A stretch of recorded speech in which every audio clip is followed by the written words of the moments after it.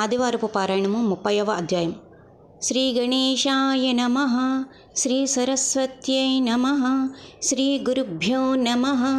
శ్రీపాద శ్రీవల్లభ శ్రీ నృసింహ సరస్వతి దత్తాత్రేయ గురుభ్యో నమః. నామధారకుడు సిద్ధమునికి నమస్కరించి, స్వామి, అమృతతుల్యమైన ఈ కురికథలు నా మనస్సును హరింపచేస్తున్నవి. శ్రీగురుడు చెప్పిన కర్మానుష్ఠాన రహస్యమును విని ముగ్ధుడనయ్యాను. నా శరీరము కంపించుచున్నది. నా స్థితి ఎండమావులలో దాహంలో ఉన్నవారికి అమృతం దొరికినట్లు, ఆకలితో ఉన్న లేగదూడకు పచ్చిక చిగుళ్ళు దొరికినట్లుగా ఉన్నది. నా పాలిట శ్రీగురుడు మీరేను. దయచేసి మరిన్ని గురులీలలను చెప్పి నన్ను కృతార్థుణ్ణి చేయండి అని వేడుకున్నాడు. అప్పుడు సిద్ధయోగి సంతోషించి, నాయనా, నీ గురుభక్తికి సంతోషించాను, శ్రద్ధగా విను అన్నారు. శ్రీగురుని యొక్క మహిమ దేశ విఖ్యాతమైపోయినది. ఎందరెందరో భక్తులు వారి ఖ్యాతిని విని దూర దూర ప్రాంతాల నుండి వచ్చి వారి అనుగ్రహాన్ని పొందేవారు. మహురపురము అనే పట్టణముల గోడేనాథుడు అనే సద్బ్రాహ్మణుడు కలడు. అతని భార్య పతివ్రత.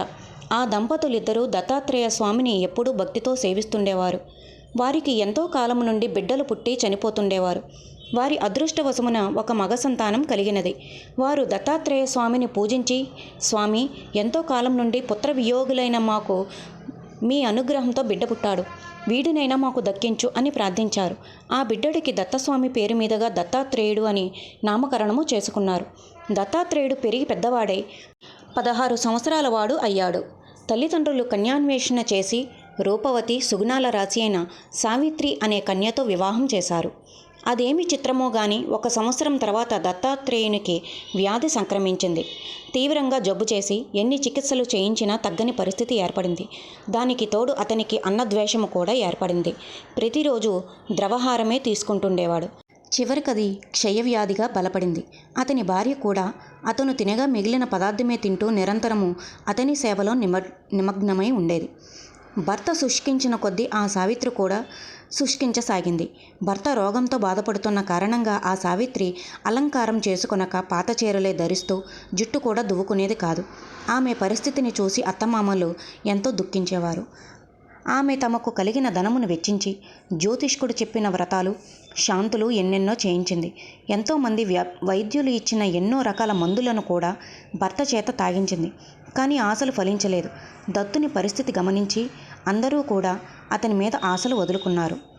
ఆ తల్లిదండ్రులు దత్తాత్రేయ స్వామిని తలచి, స్వామి దత్తాత్రేయ, ఇప్పుడు ఇతని మాకు దక్కించుకుంటే మేము ఏమి చూసుకుని బతకాలి అని దుఃఖిస్తుండేవారు.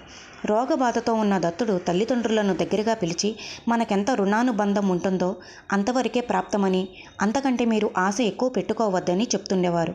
ఆ మాటలు వినగానే తల్లిదండ్రులకు దుఃఖం మరింత పొర్లుకొచ్చేది. అప్పుడు దత్తుడు తల్లితో, అమ్మా, నీవు నాకు ఒక్క గడియసేపు పాలిచ్చిన రుణమైనా తీర్చుకోలేకపోయాను, మిమ్మల్ని కొంచెం కూడా సుఖపెట్టలేకపోయాను అని అనేవాడు. దత్తుడి భార్య సావిత్రితో, ప్రేయసి, నీవు నా కోసం పడిన కష్టాలకు అంతే లేదు. నీకు గత జన్మలో నేను శత్రువును గాపోలు. నేను నిన్ను సుఖపెట్టలేకపోయాను. ఇక ముందు కూడా నీకు అండలేదని భయపడవద్దు. నా తల్లిదండ్రులు నిన్ను కన్న కూతురిలా చూచుకుంటారు. నాతో నీకు సుఖంగా కాపురం చేసుకునే అదృష్టం లేదు అని బాధపడేవాడు. సావిత్రి ఆ మాటలు భరించలేక ఏడుస్తూ, స్వామి, మీరు నన్ను విడిచిపోతారా? భార్యకు భర్తయ్యే దిక్కుగాని వేరే కాదు. పెళ్ళి అయిన క్షణంలోనే నేను మీ శరీరంలో భాగమునే కదా. మీరు ఎక్కడ ఉంటే నేను అక్కడే ఉంటాను అని అనేది. ఆ మాటలు విని అత్తమామలు మరింత దుఃఖపడేవారు. సావిత్రి వారి వద్దకు వెళ్ళి, మీరే ఇలా దుఃఖపడితే ఎలాగా? ధైర్యంగా ఉండాలి. మాకు ధైర్యాన్ని చెప్పాలి. అందరము కలిసి భగవంతుని ప్రార్థిద్దాము. మనకి మంచి జరుగుతుంది అని ధైర్యం చెబుతుండేది. ఒకసారి ఒక వైద్యుడు వచ్చి దత్తుణ్ణి గాలి మార్పుకే వేరే ప్రాంతానికి తీసుకువెళ్ళమని చెప్పాడు.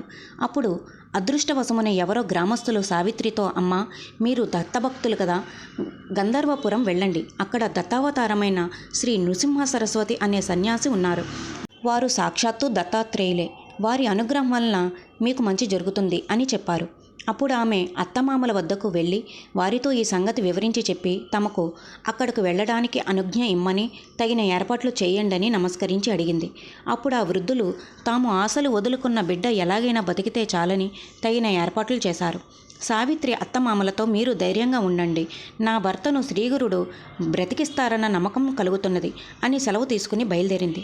తమ కోడలు ధైర్యానికి అత్తమామలు సంతోషించి, అమ్మ, సౌభాగ్యవతి భవ, మా అబ్బాయి చిరంజీవి అగుగాక అని ఆశీర్వదించి పంపారు. సావిత్రి భర్తకు శ్రమ కలగకుండా ఒక పల్లకీని, అందులో మెత్తని పడకలను ఏర్పాటు చేసి దత్తుణ్ణి అందులో పడుకోబెట్టి బోయిలను ఏర్పాటు చేసి బయలుదేరి గంధర్వనగరం సమీపించారు. సావిత్రి దారిలో కనిపించిన వారందరినీ శ్రీగురుని గూర్చి అడుగుతూనే ఉన్నది. అంత దూరం ప్రయాణం చేసి అలసినందున వలన దత్తునికి రోగబాధ తీవ్రమైనది.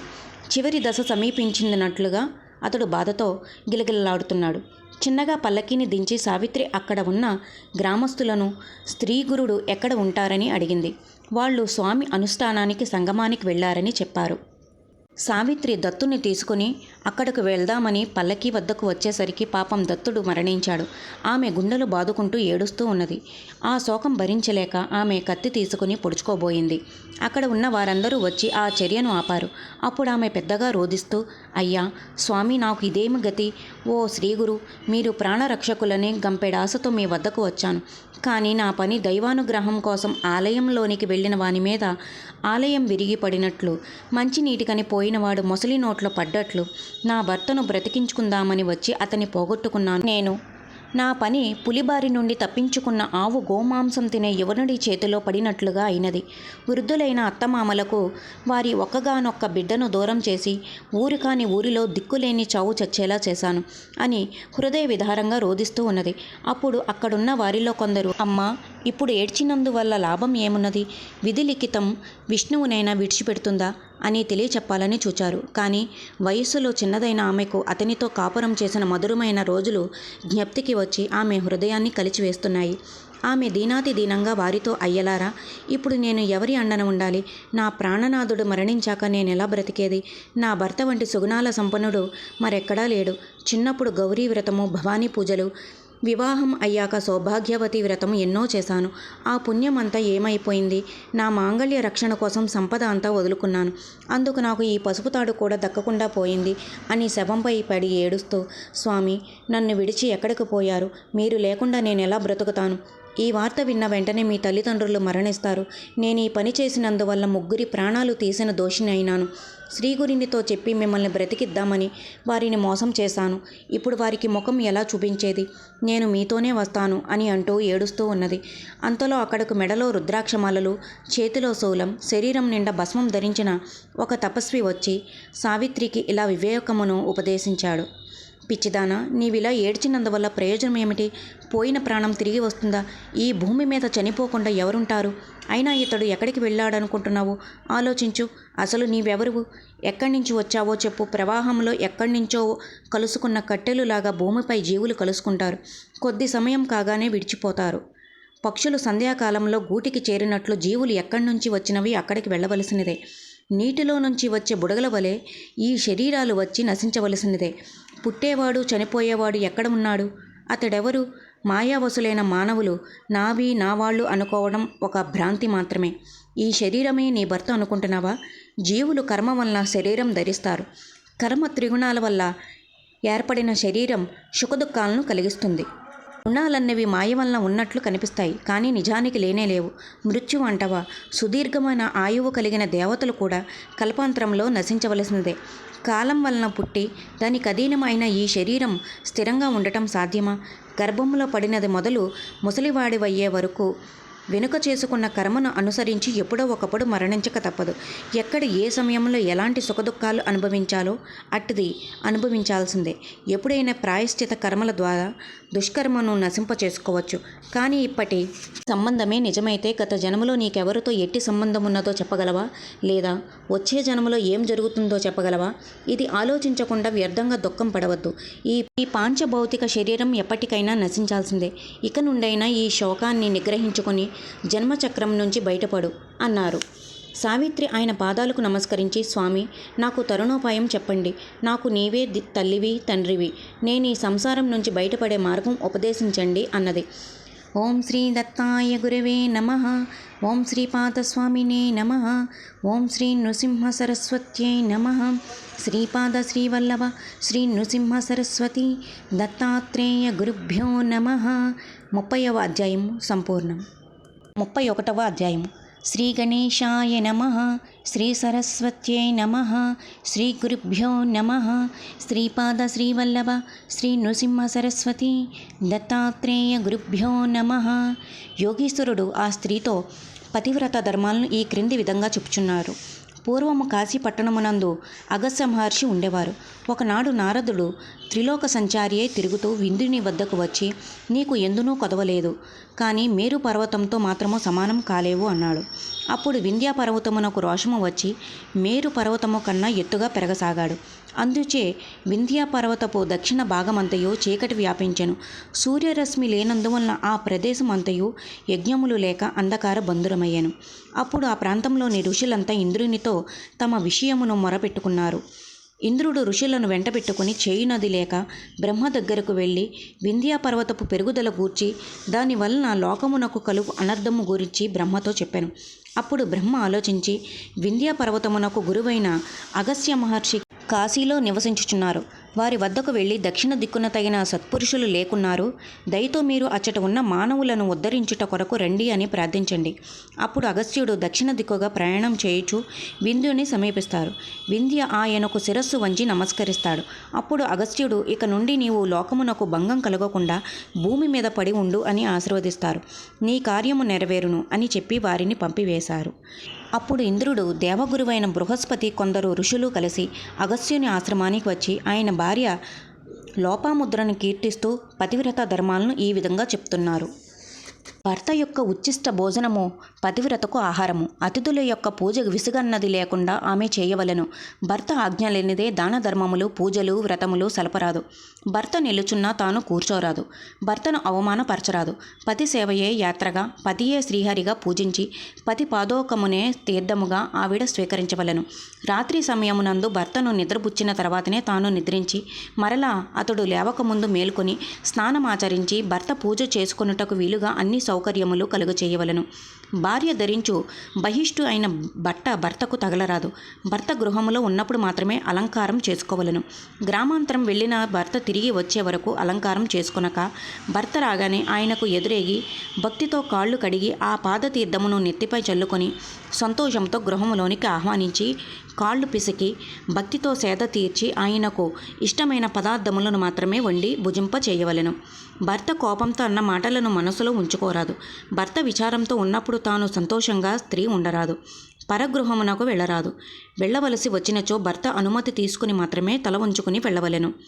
స్వతంత్రముతో పరగృహములోనికి సంచరించు స్త్రీ గుడ్లగోబయ్యై జన్మించును. భర్త గ్రామాంతరం వెళ్ళినప్పుడు గోవునకు ఆహారం పెట్టి గోశేషమును మాత్రమే భుజింపవలెను. గృహముని ఎల్లప్పుడూ శుభ్రంగా ఉంచుకోవలెను. ఉత్సవములకు, యాత్రలకు ఒంటరిగా వెళ్ళరాదు. భర్త ఆయుష్యాభివృద్ధి కాను పసుపు, మంగళసూత్రము, నుదుట కుంకుమ ఎల్లప్పుడూ ధరించవలెను. దరిద్రులతోనూ, నీచజాతి స్త్రీలతోనూ, పతిని నిందించు స్త్రీలతోనూ కలియరాదు. అత్తమామలను, ఆడబిడ్డలను, బావమరుదులను విడిచి వేరుగా ఉండాలని కోరుకోకూడదు. ఆడబిడ్డలను విడిచి వేరు ఉండు స్త్రీ రాబోవు జన్మయందు ఆడకుక్కయే జన్మించును. ముఖ్యంగా స్త్రీ దిగంబరి అయి స్నానం చేయరాదు. రోలు, రోకలి మొదలగు వాటిపై కూర్చొనరాదు. భర్తతో వివాదమాడు స్త్రీ దుఃఖం అనుభవించును. భర్త అభాగ్యుడైనను, రోగి అయినను అతడిని పతివ్రత దేవునిగా భావించవలను. ఇంటికి అవసరమైన వస్తువులను పిల్లలచే చెప్పించవలను, కానీ తాను చెప్పరాదు. భర్త యొక్క మనసుకు నచ్చినట్లు చేయవలను. ఇరుగు పొరుగు శ్రీమంతులను చూచి భర్త అసమర్థుడని నిందించరాదు. యాత్రికులు యాత్రకు పోతుంటే తాను కూడా పోవాలని అనుకోకూడదు. పతితో కోపంతో మాట్లాడు స్త్రీ కుక్కయ్యే జన్మించును. అత్తమామల ఎదుట పెద్దగా మాట్లాడరాదు, నవ్వరాదు. భర్త కోపంతో తిట్టినా తాను శాంతంగా ఉండవలను. భర్త లేకుండా చూచి పిండి వంటలు చేసుకుని తినరాదు. అట్లు చేసినచో నక్కయ్యే జన్మించును. భర్తతో నిష్ఠూరంగా మాట్లాడినచో 7 జన్మలు మోగదై పుట్టును. పరపురుషులను కన్నెత్తి చూడరాదు. భర్త సంతోషించినచో త్రిమూర్తులు సంతోషించినట్లే అని పతివ్రత భావించవలను. గురువు, తీర్థము, సర్వము పతివ్రతకు భర్తయే. సంతానము లేని స్త్రీ గొడ్రాలుగా భావించబడను. ప్రయాణం చేయవారికి విధవ ఎదురైనచో ప్రమాదము లేదు. విధవల ఆశీర్వాదం పొందరాదు. పతివ్రత అయిన స్త్రీ భర్త అస్తమించిన తరువాత అతనితో సహగమనం చేసినచో 42 తరముల వారు సుఖించెదరు. యమదూతలు కూడా ఆమెను చూచి భయపడెదరు. గంగా స్నానము వలన కలిగేడి ఫలితము పతివ్రత ధర్మమునే కలుగును. ఏ ఇంట అటువంటి స్త్రీ ఉండునో అది ఏ ఇల్లు. ఇట్లు ఆ యోగీశ్వరుడు సావిత్రీదేవికి పతివ్రతా ధర్మములను బోధించెను. ఓం శ్రీ దత్తాయ గురవే నమః.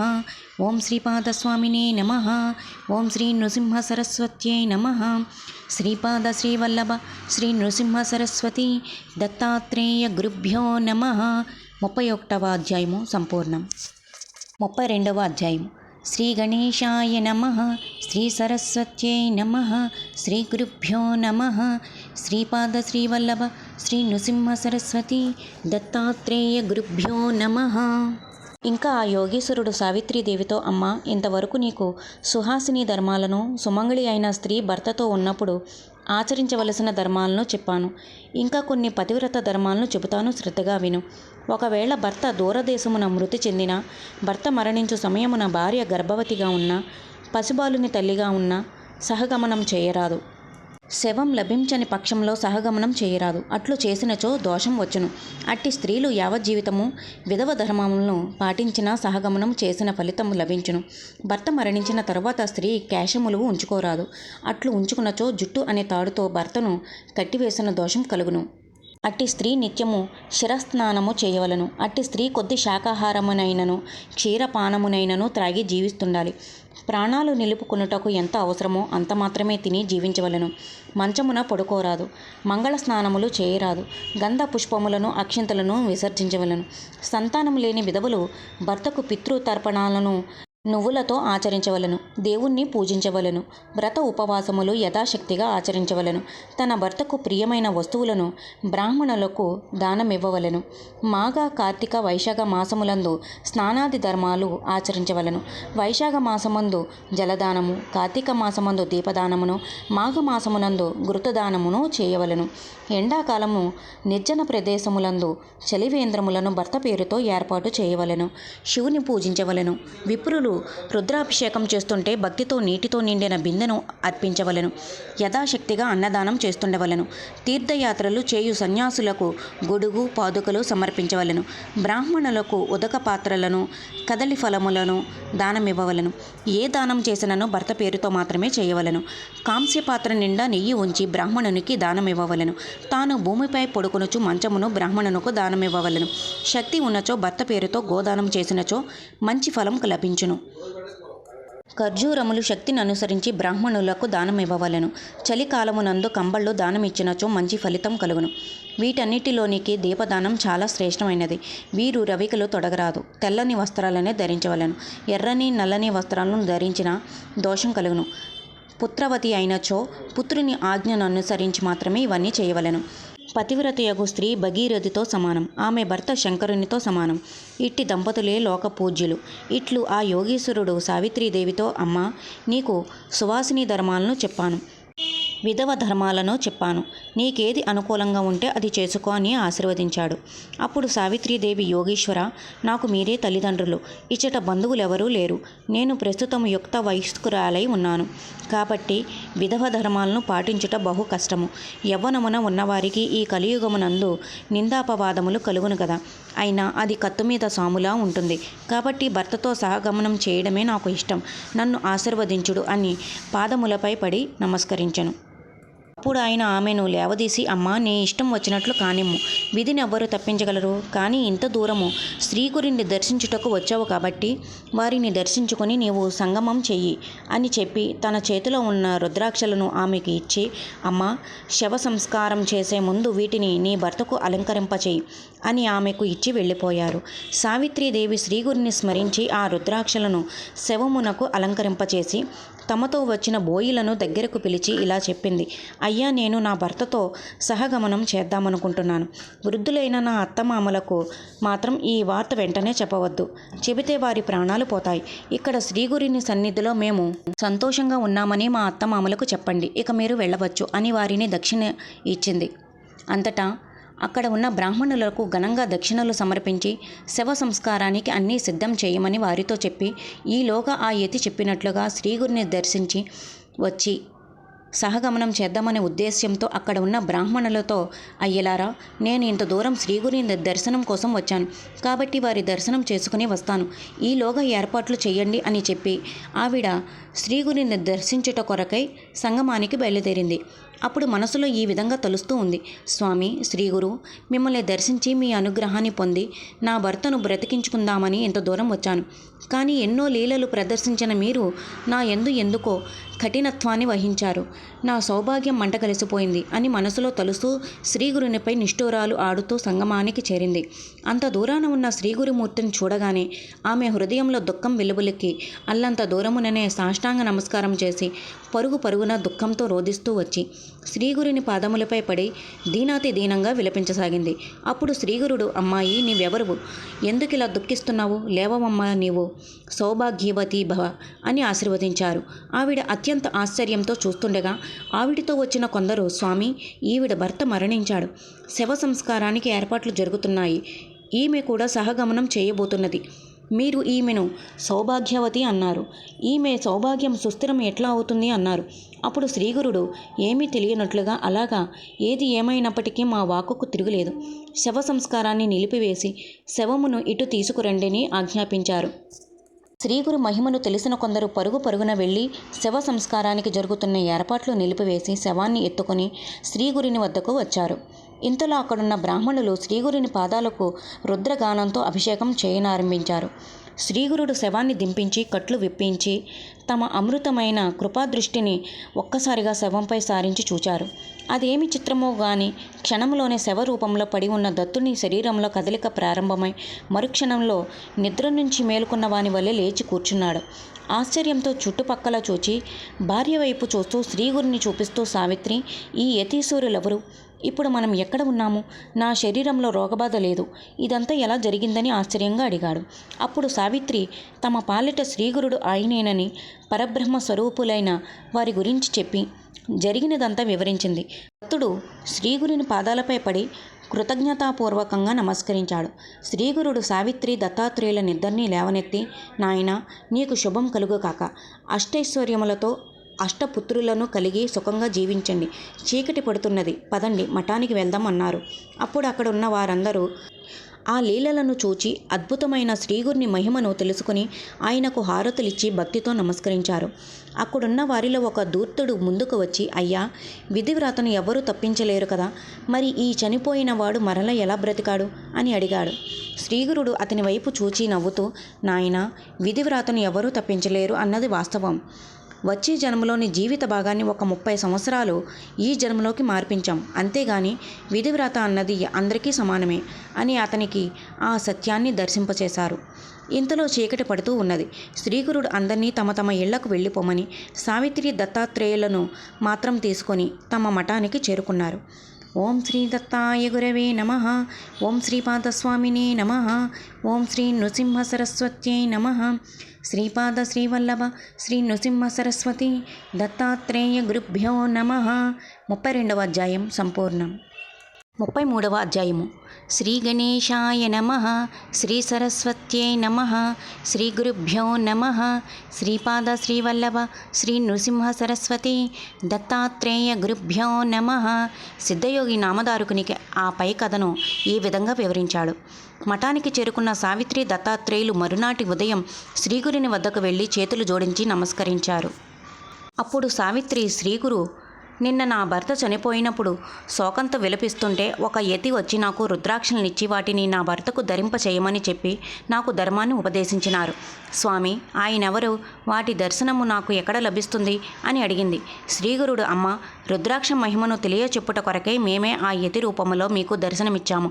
రుద్రాక్ష మహిమను చెప్తాను, శ్రద్ధగా వినండి. రుద్రాక్ష ధారణ వలన విశేషమైన పుణ్యం లభిస్తుంది. 1000 రుద్రాక్షలు ధరించినవాడు సాక్షాత్తు రుద్రుడే.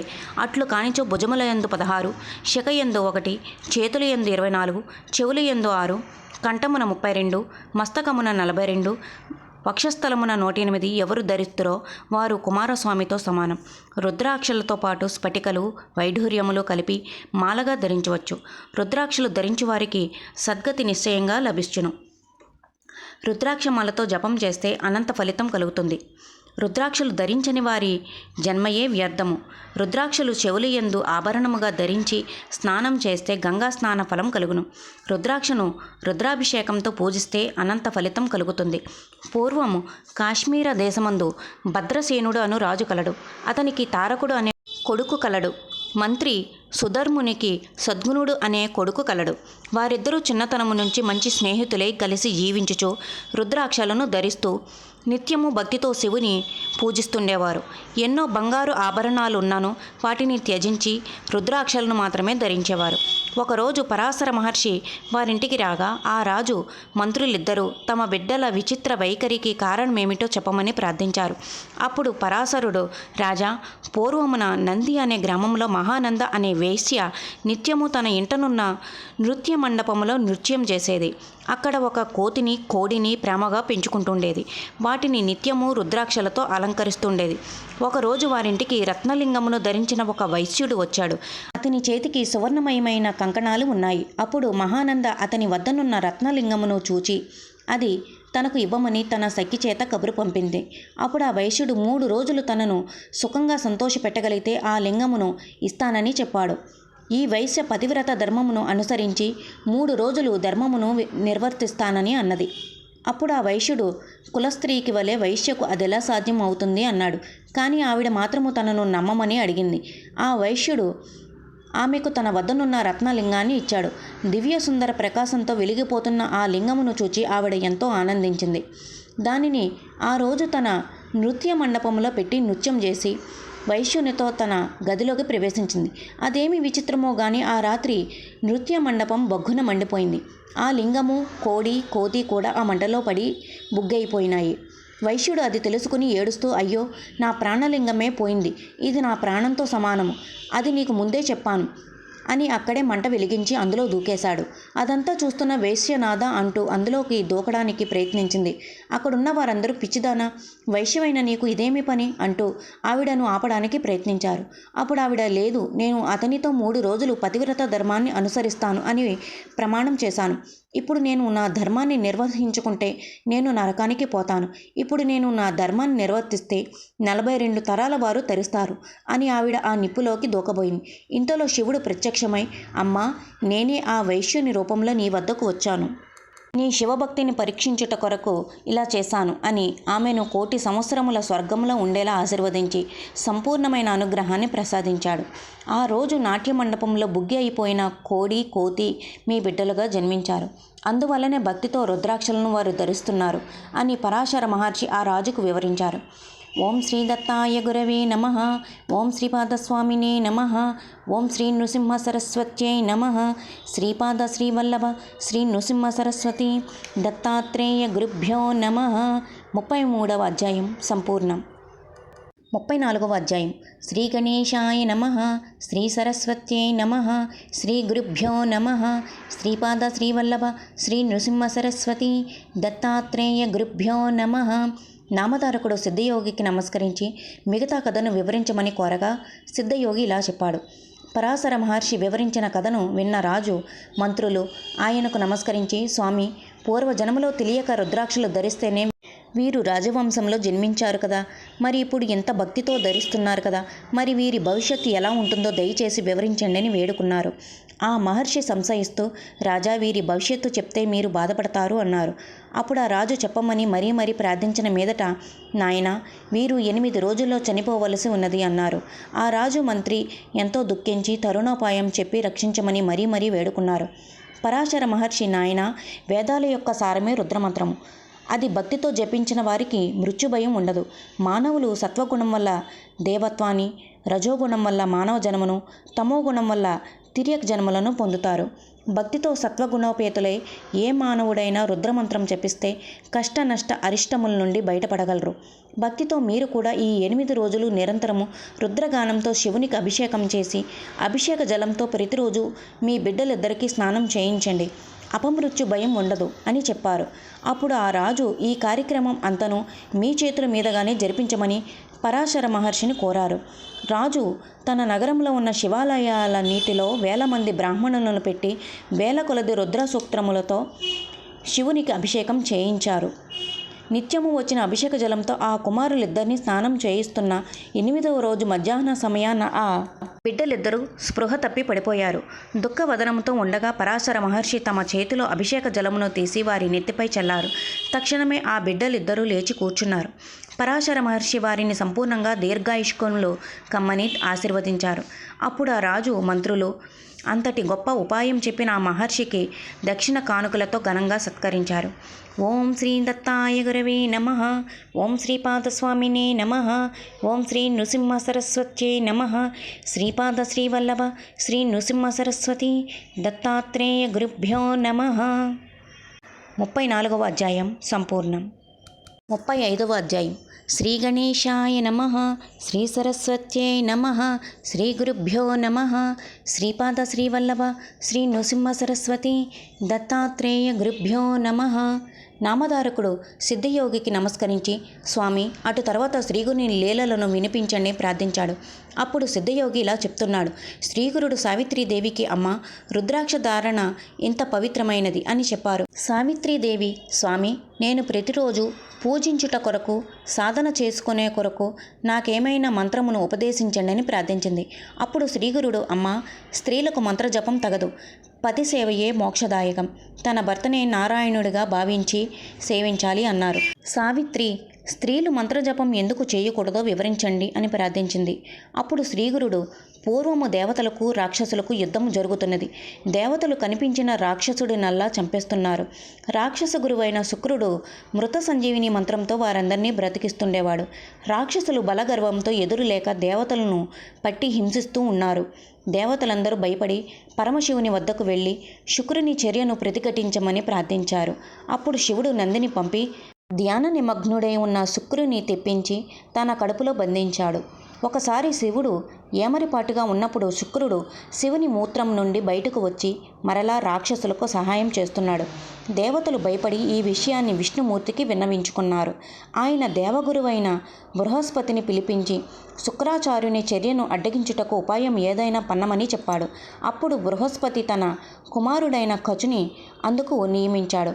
కచుడు బ్రాహ్మణ వేషంలో శుక్రుని వద్దకు వెళ్ళి, అయ్యా, నేను మీ అపారమైన మహిమలు విని మీ వద్దకు విద్య నేర్చుకున్నటకే వచ్చాను అని చెప్పాడు.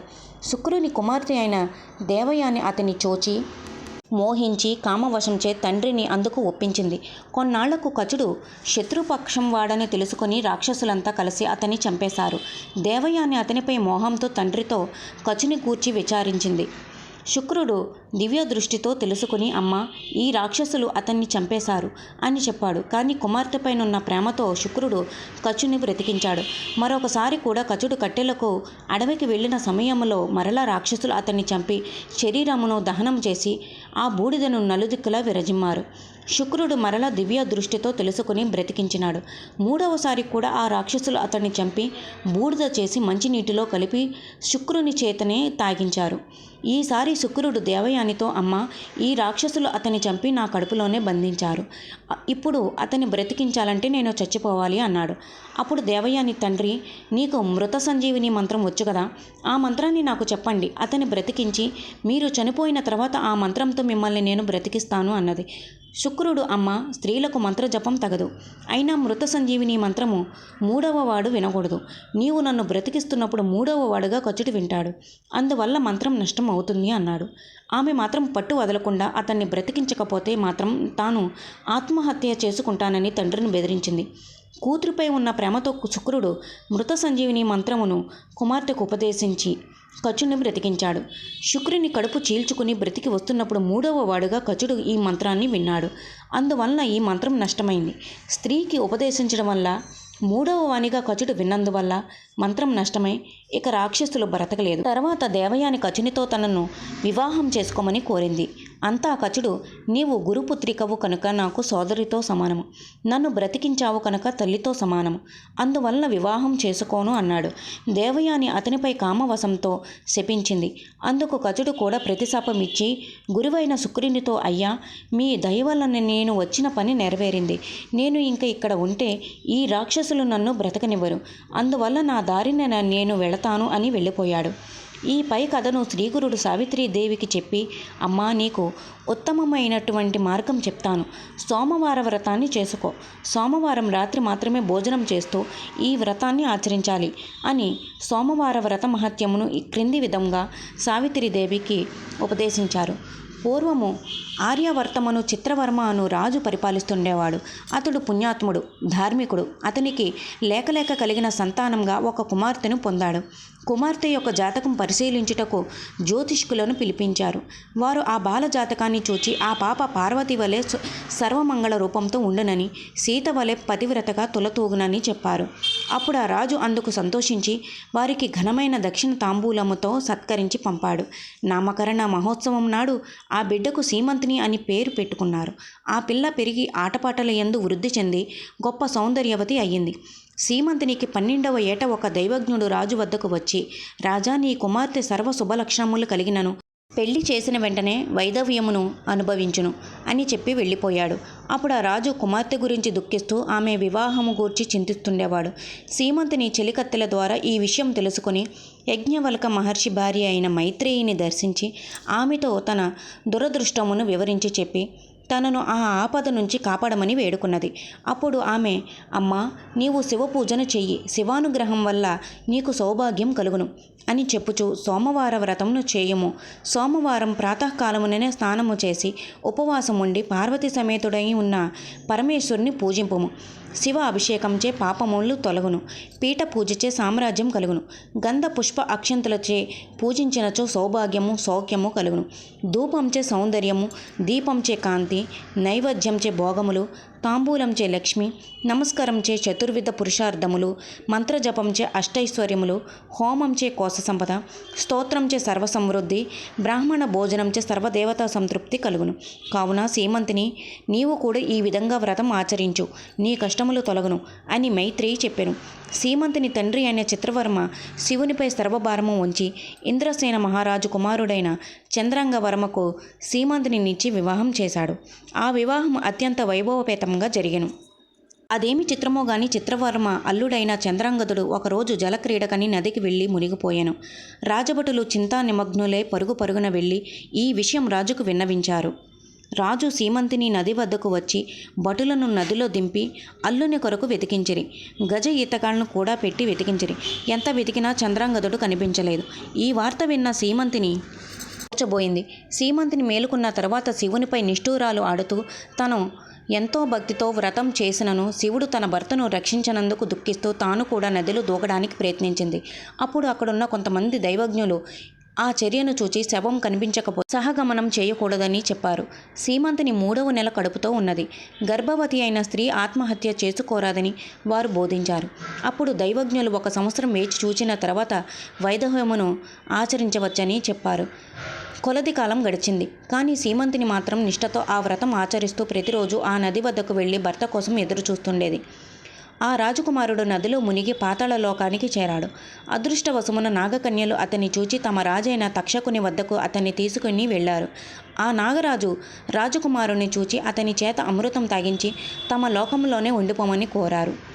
అంతా చంద్రాంగదుడు తన భార్య అత్తమామలు తన కొరకు ఎదురు చూస్తుంటారని, తల్లిదండ్రులకు తను ఒక్కడేనని, తాను తిరిగి భూలోకానికి వెళ్ళడానికి అనుజ్ఞ ఇమ్మని ప్రార్థించాడు. అప్పుడు ఆ నాగరాజు అతని భార్య కొరకు అమృతం నిండిన ఒక పాత్రను ఇచ్చి, నీవు స్మరించినంతనే నీకు ప్రత్యక్షం అవుతాను అని అనుజ్ఞనిచ్చి తన భటులను పిలిచి క్షేమంగా ఇతన్ని తిరిగి భూలోకం చేర్చమని ఆజ్ఞాపించారు. నది నుంచి బయటకు వచ్చిన చంద్రాంగదుడు నది వద్దనే కూర్చుని ఉన్న భార్యను చూచి అమృత భాండమును ఆమెకు ఇచ్చి భార్యతో సహా రాజ్యమునకు చేరుకున్నాడు. చంద్రాంగదుడు నీట మునిగిన సంగతి తెలుసుకున్న శత్రురాజులు ఇంద్రసేన మహారాజు రాజ్యాన్ని చుట్టుముట్టి రాజును చెరసాలలో బంధించి రాజ్యం దోచుకున్నారు. చంద్రాంగదుడు ఈ విషయమంతా తెలుసుకుని శత్రురాజుల వద్దకు వెళ్ళి తాను తక్షకుని వద్ద నుంచి వరం పొందిన విషయం తెలిపి తన రాజ్యం తిరిగి తనకు ఇవ్వమని లేనిచో శిక్షించదనని అన్నాడు. అంతా శత్రురాజులు భయపడి వారి రాజ్యాన్ని వారికి అప్పగించి పారిపోయారు. చంద్రాంగదుడు కారాగారమున ఉన్న తల్లిదండ్రులను విడిపించి సంతోషంతో భార్యతో కలిసి జీవించాడు. శ్రీగురుడు ఈ కథను సావిత్రీదేవికి బోధించి, అమ్మా, ఇదంతా సీమంతిని చేసిన శివారాధనల ఫలితమేను, కనుక నీవు కూడా భక్తితో శివపూజలు చేయి, నీకు మంచి జరుగుతుందని చెప్పారు. అప్పుడు సావిత్రి భర్త దత్తుడు, స్వామి, ఈ వ్రతములన్నీ మాకెందుకు, పరమ పవిత్రము శ్రేయోదాయకము అయిన మీ పాదసేవ మాకు చాలదా అన్నారు. అప్పుడు శ్రీగురుడు, మీరు ఈ వ్రతాన్ని ఆచరిస్తేనే మీ సేవ మాకు లభిస్తుంది అని చెప్పారు. ఇంతలో శ్రీగురు సన్నిధిలో తమ కుమారుడు ఆయురారోగ్యవంతుడై సుఖంగా ఉన్న విషయం తెలుసుకున్న గోడైనాథుడు అతని భార్య అక్కడకు చేరుకుని శ్రీగురిని భక్తితో పూజించి అక్కడున్న బ్రాహ్మణులందరినీ ఘనంగా దక్షిణ తాంబూలాలతో సత్కరించి అందరికీ అన్న సమారాధన చేశారు. చూచావా నామధారక, త్రిమూర్తి స్వరూపమైన శ్రీగురిని మహిమకు సాధ్యాసాధ్యములు లేవు. శ్రీగురుడు సాక్షాత్తు పరమేశ్వరుడే, చనిపోయిన వ్యక్తిని తిరిగి బ్రతికించిన మహానుభావుడు అని సిద్ధయోగి చెప్పాడు. ఓం శ్రీ దత్తాయ గురవే నమః.